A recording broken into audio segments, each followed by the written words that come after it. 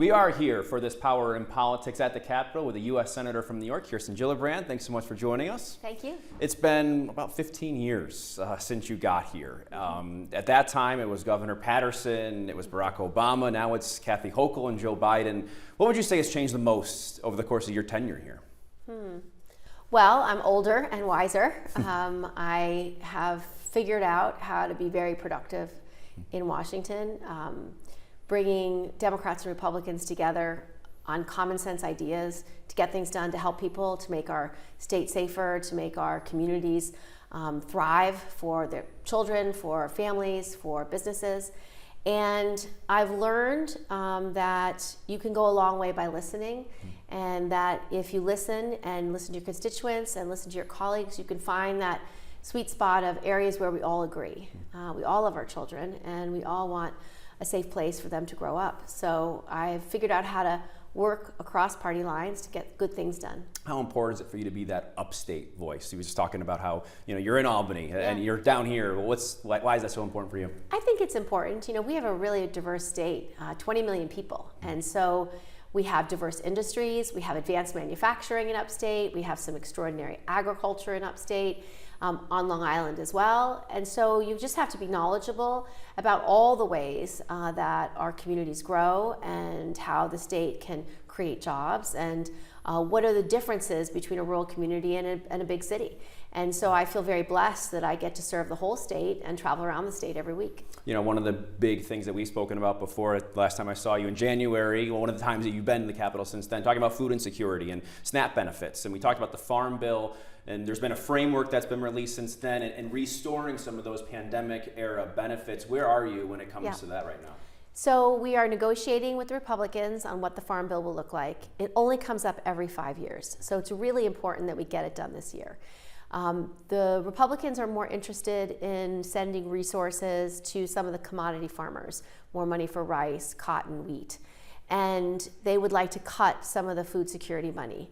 And my job is to make the case that that would be really ill-advised, because people are hungry. There's a lot of food insecurity post-COVID, and some of the changes we made during COVID just made the program better, like being able to sign up online, not having to go into an office. We made those changes during COVID because we didn't want people to have to leave their homes. We didn't want them to have to get exposed to COVID or anything else, and we want to keep those changes in place. And like one of my colleagues said to me, he said, well, if we spent this much money on food security before COVID and this much after, why can't we go back to the number before? And I said, because the people who are hungry just weren't getting those resources before, because the program didn't work as well. And so I have to make that case over and over again, that we're just trying to meet the need. And there's a lot of older people who are food insecure, a lot of kids, families with children, a lot of college kids. If you're, for example, in foster care, when you age out of foster care at 18, you may still be in four-year college.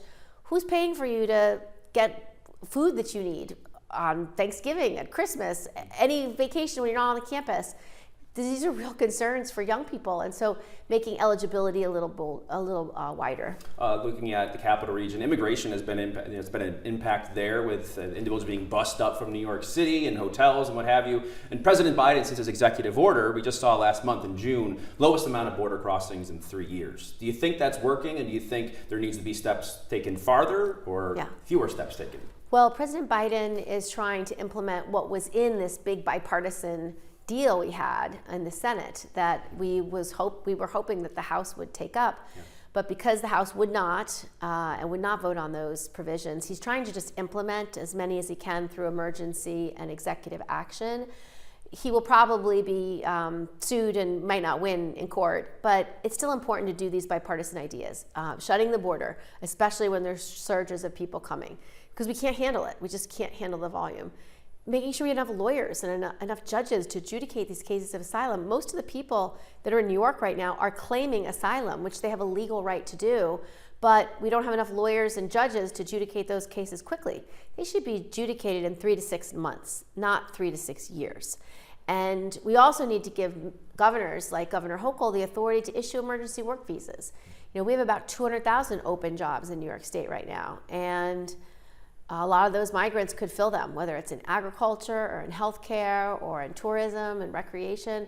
Lots of restaurants and hotels are desperate for workers. Lots of farmers cannot pick all their crop or milk their cows on time because they don't have enough resources of people to work on those farms. I believe the speaker said that bill you mentioned that was dead on arrival in the House when it was being proposed or talked about, and Republicans say, well, it doesn't go far enough. And they talk a lot about crime when it comes to this. Now, statistics don't show that. Headlines, on the other hand, also seem like they're making an impact on some. Are you concerned at all about crime when it comes to the immigration issue? Yes. There's been lots of examples of crime that I've seen that have been crimes committed by migrants, young migrants, often teenagers. And we have to do something to keep our communities safe. So we do need comprehensive immigration reform so we have a proper system that people can apply to come to this country from their country of origin before they come across.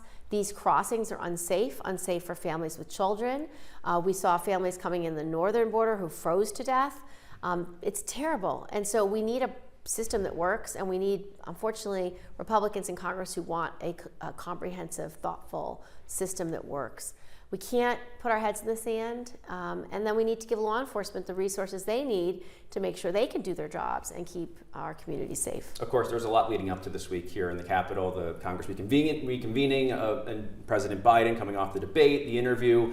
We talked about this a few months ago. I asked you in Latham about the age of President Biden and former President Trump. After seeing what's transpired over the last few weeks, have you been privy to any conversations about President Biden moving forward in terms of his vitality? No, I believe that President Biden is the best person to defeat Donald Trump.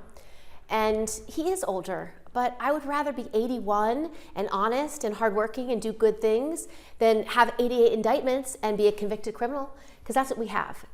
We saw a man who has dedicated his life to public service, who has tried everything to make a difference for the people of this country. And then you saw another man who lied his way 90 minutes through that debate. So I believe that President Biden can do this job. He's done it extremely well. He's brought the country together. He's gotten big bipartisan things done, like the infrastructure bill and all the semiconductor manufacturing that's going to help New York.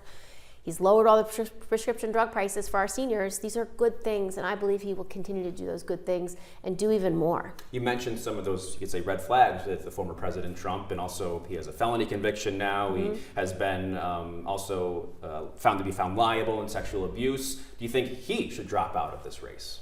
Well, I've always thought he is entirely unqualified to be president. I also think we should not be lifting up a convicted felon who still has multiple lawsuits to work his way through. And beyond that, he's a serial liar. He can't tell the truth, and he just seems disassociated with reality. So I don't think he's qualified to be president. And I'm going to do everything I can do to help President Biden and his running mate, Kamala Harris. Back closer to home, we've done a lot of stories regarding nursing homes in New York State, protecting older Americans. And I know it's been an initiative for you. What do you think? Is there enough being done at the state level, and what do you want to do at the federal level to help protect older Americans as the population continues to age? And we've heard individuals of those that have had loved ones in nursing homes say there's not enough being done. What do you mean? I agree. I don't think there is enough being done. And it's one of the reasons why I've been working really hard on a strategic plan for aging. It's a multifaceted plan of all the things when I talk to older New Yorkers about what they need in their lives to make their lives better. First, we're trying to pass a law. I'm working with Lindsey Graham right now to pass a law that would make age discrimination easier to prosecute. So when you're getting discriminated at your company because you're 55 or 51 or whatever they believe an older worker is at that point in time, you can sue in a court of law, not have to do mandatory arbitration, and you don't have to sign a non-disclosure agreement. Those two changes would be so beneficial because more people could stay in their jobs. We want to make sure people can age in place. So that means more mass transit. It means more safe and easy to access housing for seniors. We need to make sure they have transportation networks that are well lit and ability to get to the store, and so they can age in place. There's a lot of ideas about how we get prescription drug prices down. President Biden's already taken the top 10 drugs that older Americans take and negotiated them in bulk to get them cheaper. We already capped insulin at $35 a month. So more to make healthcare more affordable, more accessible. So that's part of the pieces of legislation I'm working on because our older Americans, they've raised us. They are our parents and grandparents. They are the ones who are part of the greatest generation, and we have to make sure that they can age gracefully in place and do the things they want to do in their senior years. This is a big week in the Capitol as well with the NATO summit. Where do you think, what is the line in terms of supporting places like Ukraine and Israel that the United States needs to take at this point? Well, it's important that the United States as a nation stands up to authoritarianism and countries and people like Putin who want to destroy a neighbor, who want to take territory in Ukraine and destroy a whole people. It's something that is pure evil, and we have to stand up to it. As the greatest nation on earth, as the strongest military around the globe, we really do have a duty and a responsibility to help. I also believe we should stand with our ally Israel. I believe Israel has a right to exist, and I believe it has to be able to protect its borders from terrorists. Fighting terrorism is very hard. We spent 20 years fighting ISIS and Al-Qaeda in Iraq and Afghanistan, and we never defeated either. We degraded them and we got them to move, but we really needed the help of the local populace in both Iraq and Afghanistan. I believe that Prime Minister Netanyahu and Israel should pivot towards a regional defense alliance with Saudi Arabia, to add them to the Abraham Accords countries of UAE and Bahrain and Morocco, and then collaborate with both Jordan and Egypt to create a regional defense alliance against Hamas, Hezbollah, the Houthis, and Iran and all its proxies. Together they can defeat Hamas. I don't think they can bomb their way to the last 500 terrorists that are in Gaza. I think the better approach is to create this alliance and then over the next decade defeat Hamas. Rebuild Gaza, rebuild the Palestinian state, have the Arab leaders be the face of that and do the work and invest the resources so that it's not Israel's responsibility. And that, I think, will allow Israel to be safe, secure, and permanent in a way that I think will be more effective than the current course. The current course is that you're seeing too much of a civilian impact on people in Gaza, Palestinian. Is that why this approach you think would be better in your eyes? I just know that fighting terrorism is difficult and innocent lives are always lost. Many innocent lives were lost in Afghanistan and Iraq. So I've seen it. I've been on the Armed Services Committee for 15 years. And so the most effective way to fight terrorism is by getting the local populace to be on your side. And to do that, you need to start a new process with Arab allies where that region can be rebuilt and that together you can fight against Hamas and to make sure they never have a foothold ever again in Gaza or in the West Bank. Last one, you're from Albany. You're there quite often. Favorite part of the area? Do you have a place you like to go for peace or Yes, fun? well, there's different things for different times. Certainly going to the city and going to watch a show on Broadway is super fun for me to take my boys and to see my girlfriends that I used to spend a lot of time with down there. But if I'm really looking for R&R, I head up to the Adirondacks and I head up to the most remote places, and I like sitting in front of a beautiful lake and swimming in a lake. That is, for me, the most peaceful rest I can get.